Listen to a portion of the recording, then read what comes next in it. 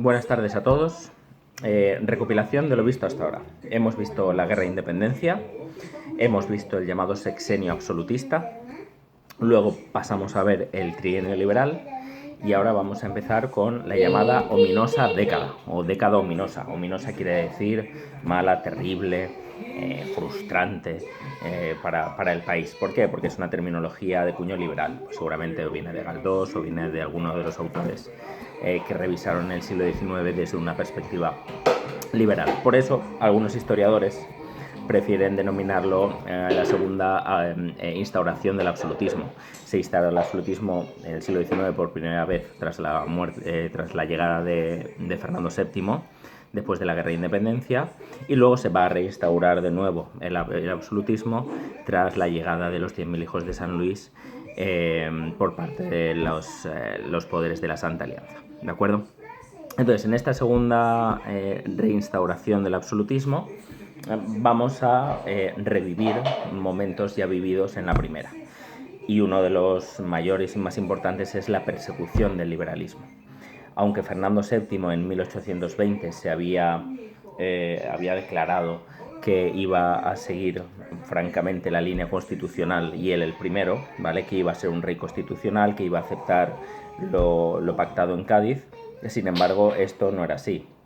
Y en la mente de Fernando VII no estaba esta perspectiva.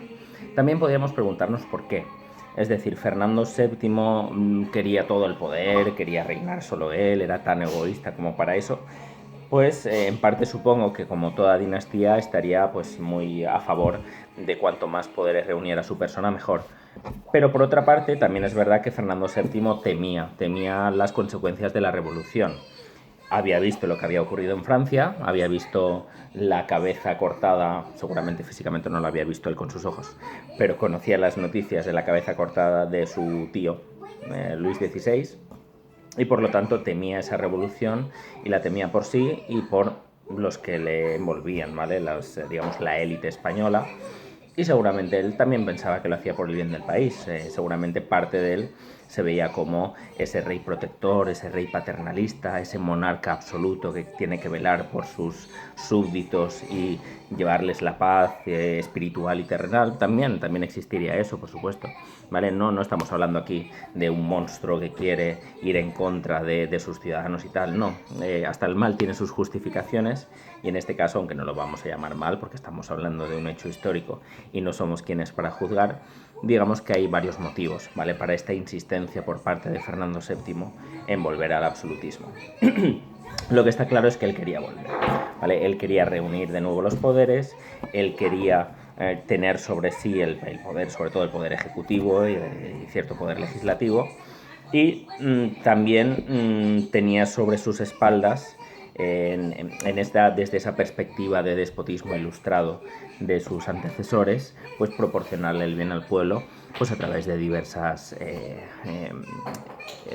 proyectos, ¿vale? Como por ejemplo pues el Museo del Prado, por ejemplo fortalecer el peso de la Academia Española, bueno, pues medidas ilustradas que lo que pretendían era hacer un bien por sus ciudadanos y en parte ganarse su apoyo y su comprensión. Aunque eso también nos indica que si buscaba ese apoyo y esa comprensión es porque ya había empezado a haber sectores sociales que ponían en duda esa capacidad paternal del rey y consideraban que la soberanía debía estar en la nación y que mejor que la nación, el cuerpo nacional, el cuerpo de los ciudadanos, para velar por sus propios intereses. Bueno, pues nos ponemos en el año 1823, vienen las tropas de los 100.000 hijos de San Luis, parte de esas tropas de origen español, sobre todo navarros, catalanes también había por ahí, ¿vale? De ideología absolutista, mercenarios también había, evidentemente, y pues eso, aproximadamente, pues parece ser que eran 90.000, por ahí, 100.000 hijos de San Luis. Vuelven, Fernando VII, tras esa victoria incontestada y seguramente incontestable de los 100.000 hijos de San Luis, vuelve a restaurar el absolutismo. Y si habíamos visto en el trienio liberal que durante esos años del 20 al 23 se produce una escisión en el seno del liberalismo entre liberales más moderados y liberales más exaltados, ¿vale? Los 12añistas contra los 20añistas. Aquí vamos a percibir un distanciamiento entre diversas facciones del absolutismo, ¿vale?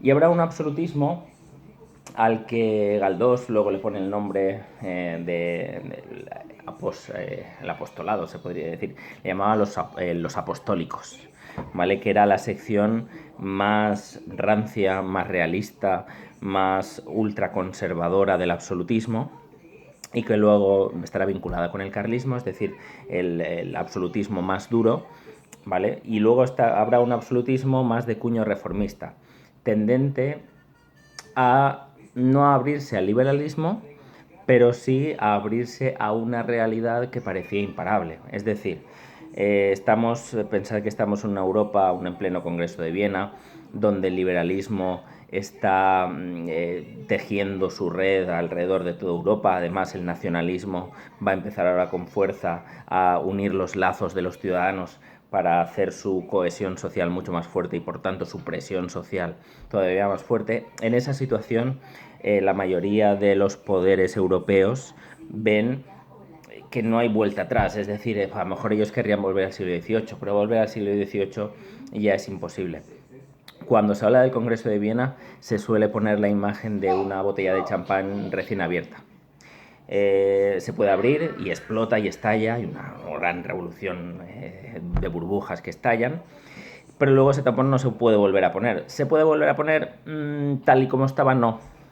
Se pueden hacer apaños, ¿vale? Cuando yo saco el tapón de la botella de champán, pues si quiero volver a meterlo, pues a lo mejor tengo que cortarlo un poco con el cuchillo o tengo que hacer mucha fuerza y a lo mejor se rompe.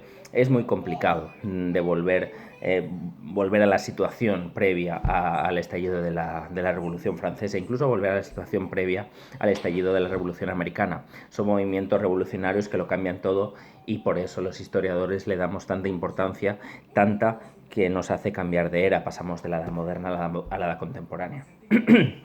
¿Vale? Entonces, en esta situación, muchos de los absolutistas ven la necesidad de ceder algo. Y ceder no en términos filosóficos, por decirlo así, no negando la providencia divina del rey, no negando su poder absoluto sobre sus ciudadanos, pero sí abriéndose a que la nación tenga cierto poder, cierta participación o coparticipación en el gobierno del Estado, ¿vale? Y esos serán absolutismos, digamos, más moderados, ¿vale? Que luego llenarán las filas del liberalismo más moderado. Estos años, por tanto, son años de bajada, de descenso a la realidad social. Y son años en los que Fernando VII va a tratar, con este impulso que le ha dado los 100.000 hijos de San Luis, poner la pista de despegue, ¿vale?, de la España que él espera o que va a suceder después de su muerte, ¿vale? Él ya en estos últimos años pues ya se encuentra más mayor, tiene problemas de salud. Además existe el fastidio para él y seguramente la frustración de no tener descendencia. Y tiene que ver qué va a pasar a su muerte. Cuando un rey muere sin descendencia, no solo es malo para él, habitualmente es malo para el país, además un país con una monarquía tan consolidada como la española. ¿Por qué? Porque normalmente cuando un rey muere sin descendencia se sucede una fase de guerra civil entre pretendientes. Entonces lo que intenta hacer él pues es ya construir esa nueva España y eso nos llevará a la siguiente etapa, que es la etapa de la crisis sucesoria, ¿vale?, con la que acabará esta fase de la década ominosa. Los liberales estaban siendo perseguidos, muchos de ellos se van al exilio, muchos de ellos a Londres. En esta época se produce el desembarco de Torrijos y sus compañeros en Málaga intentando dar un golpe de estado que fracasa, ¿vale? Es uno de los símbolos de esta época, esa incapacidad del liberalismo para volver a imponerse en España. Y en esa situación de persecución del liberalismo todos toman posiciones, ¿vale? Y todos van a intentar buscar de qué forma sus intereses van a poder persistir en la España del futuro. En este momento, cuando Fernando sabe que su mujer está embarazada, que no sabe muy bien si va a ser un chico o va a ser una chica, ¿vale? Se produce el momento de la pragmática sanción. Según las leyes antiguas, el sucesor no es que tuviera que ser... Aquí esto es un poco complicado y a lo mejor me valdría más mentiros y deciros lo básico, pero bueno, vamos a intentar hacerlo bien. Según las leyes podía gobernar una mujer. De hecho, había habido una reina en España que era Isabel I. En Castilla hubo varias reinas. Pero en caso de no ser una sucesión directa, es decir, de padres a hijos, la descendencia siempre iba a parar a la línea masculina, ¿vale? Al más próximo masculino. Y entonces, por lo tanto, esto estaba ya, parecía condenado a que el siguiente rey fuera Carlos, el hermano de Fernando VII, Carlos María Isidro. Sin embargo, la pragmática sanción lo que hace es cambiar esto, ¿vale? Derogar esta ley que obligaba a elegir la línea masculina, por así decirlo, y por lo tanto permitir reinar a una futurible reina, como en este caso sería Isabel I. Entonces, en esta situación, ya los dos bandos, y dos bandos no solo en cuanto al nombre del sucesor, sino también en cuanto al peso que tendrán los grupos sociales, en este momento se empiezan a tomar posiciones, ¿vale? Estarán los que sigan, ¿vale? Los fans, ¿no? Los seguidores de Isabel, la que será Isabel II, los isabelinos, y que además serán liberales, tanto moderados como exaltados.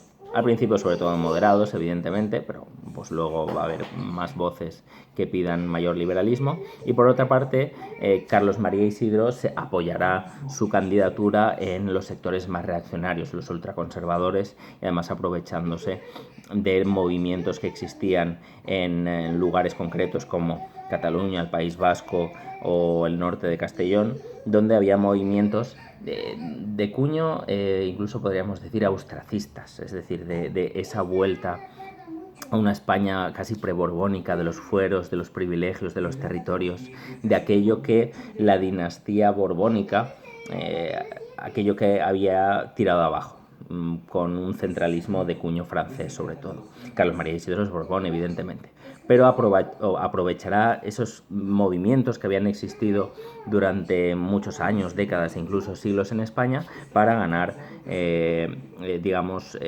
voluntarios que aceptaran y que consolidaran su candidatura al trono de España, ¿vale? Y esta etapa, que es la etapa de la sucesión, dará pie al reinado de Isabel II y evidentemente a las guerras carlistas, sobre todo la primera guerra carlista, desde el 30 hasta el 39, cuando sucede la Abrazo Verdad, pero no quiero ir tan lejos, ¿vale? Y que provocarán ya definitivamente la instauración de Isabel II como reina de España, con todo lo que eso supone para esta historia del siglo XIX español. Vale, pues aquí lo dejamos. Década ominosa, muy importante. Segunda restauración del absolutismo. Venga, un saludo y hasta pronto.